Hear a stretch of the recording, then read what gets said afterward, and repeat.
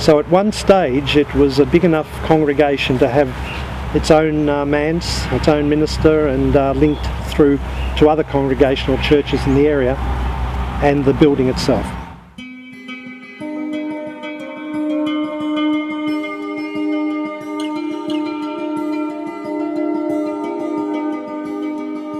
The numbers got down to about 3 and then one died, and that left us with 2, and we decided to close.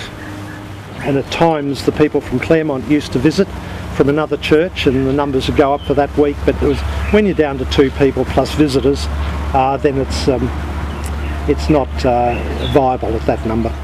People decided that was the way to go, and it takes up a lot of resources to maintain it when maybe there are other things that we could be doing with our time rather than trying to maintain a declining building which is very costly to keep.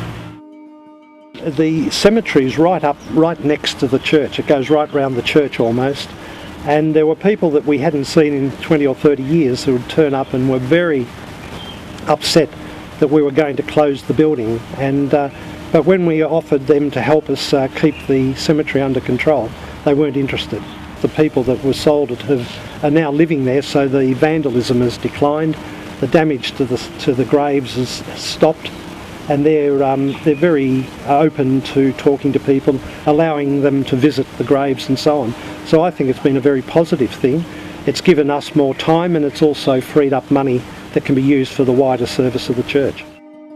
Some of the people have gone and linked up with the Claremont Uniting Church, which is some distance away, and that's where I have my membership now. But what's been a very strange thing, I'm retired, but what's been a very strange thing is that in the local community a whole range of new things have started to happen. Because I've got this little chapel here, which is supposedly the smallest in Australia, it only seats 3, and I can still fill it. People in the not in the congregation, but in the community have started to come because we seem to have a new group of people within the community that may be 3 generations removed from, say, Catholics, Anglicans, Uniting Church, but they still want to celebrate in an important way, important moments in their life.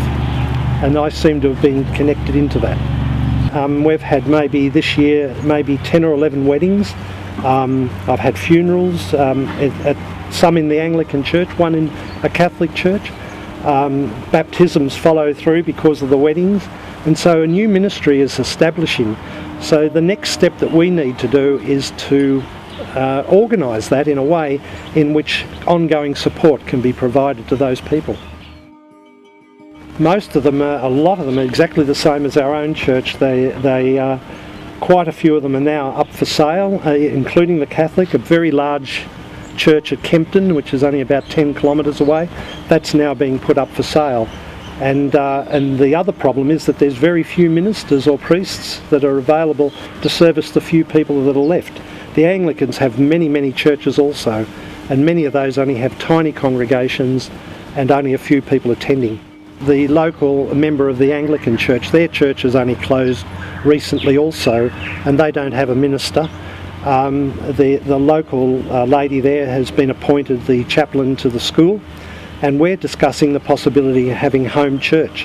What I'd like to do, given that these days in a small house you can't provide an organ necessarily, we're looking at possibilities of tapping into a new group that are very much into media and those kind of things, and to modernise it and to invite people to meet in our house. And I think that's the way it'll go. And I think the attendances will be a lot larger than what they ever were in the old building. It's a period where when you look around a congregation now, even at Claremont, the average age could be over 70, and you wonder whether the same will happen in 10 or 15 years. So I think the church has to look to new ways of doing things, and the area where it is that you meet people who have deep needs, and why they don't talk our old words, they certainly still need, they want to celebrate, not just use a celebrant. They want to have a baptism where their child is recognised. They want to have some meaning when somebody dies. I mean, we've had 13 people in 7 years killed in about a 15-kilometre track along the Midlands Highway, and in some cases I've been the one that's been asked to take those funerals. So these to me are just new possibilities, and I think the church will be in a different form, but I'm absolutely sure that we'll be a remnant in many ways, but that's what God will build on, and we still have an important role.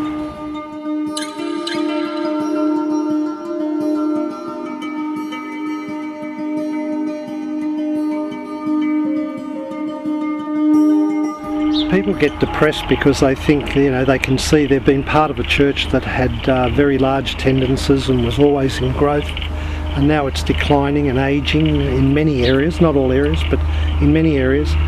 But to me, faith is something that is, I believe in God, I believe in Jesus Christ, and He is all-powerful and all-knowing, and I have no problem with the fact that new ways will be found, and if we open ourselves and allow ourselves to be guided by God, then He will show us possibilities that we can't even think are there.